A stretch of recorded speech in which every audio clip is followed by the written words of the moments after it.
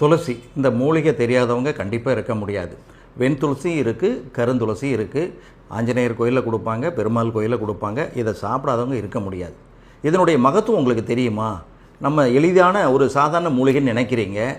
புற்றுநோயை குணப்படுத்தக்கூடிய ஆற்றல் இந்த துளசிக்கு இருக்குது. அதே போல் நுரையீரல் சார்ந்து வரக்கூடிய ஆஸ்துமா நோய், நிமோனியா, டிபி, சளி, இருமல், சைனஸ் தொந்தரவு, இப்படி புற்றுநோய்க்கும் மருந்தாகிறது, நுரையீரல் சார்ந்து வரக்கூடிய நோய்களுக்கும் மருந்தாகிறது இந்த துளசி. இந்த துளசியை என்ன பண்ணுங்கள், அதாவது கருந்துளசி கிடைச்சாலும் சரி, வெண்துளசி கிடைச்சாலும் சரி, கருந்துளசி கிடைச்சதுன்னா ரொம்ப சிறப்பு.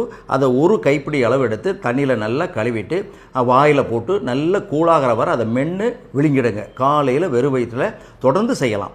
இல்லை கருந்துளசி கிடைக்கலன்னா வெண்துளசி அதை பயன்படுத்துங்க. இல்லை எனக்கு இது சாப்பிட்றது கஷ்டமாக இருக்குது அப்படின்னா மிக்சியில் அல்லது உரலில் போட்டு நல்லா அரைச்சி அது கூட என்ன பண்ணுங்கள், காய்ச்சின பால் வேண்டிய அளவு கலந்து அல்லது மோர் வேண்டிய அளவு கலந்து காலையில் வெறும் வயிற்றில் இந்த பாதிப்பெல்லாம் சரியாகிற வரையிலும் நீங்கள் கொடுக்கலாம்.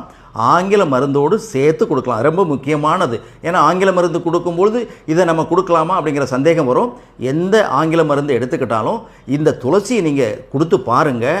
நிச்சயமாக நான் சொன்ன அத்தனை நோய்களும் குறிகுணங்களும் படிப்படியாக குறைஞ்சி மிகச்சிறந்த ஒரு பயனை கொடுக்கக்கூடியது துளசி.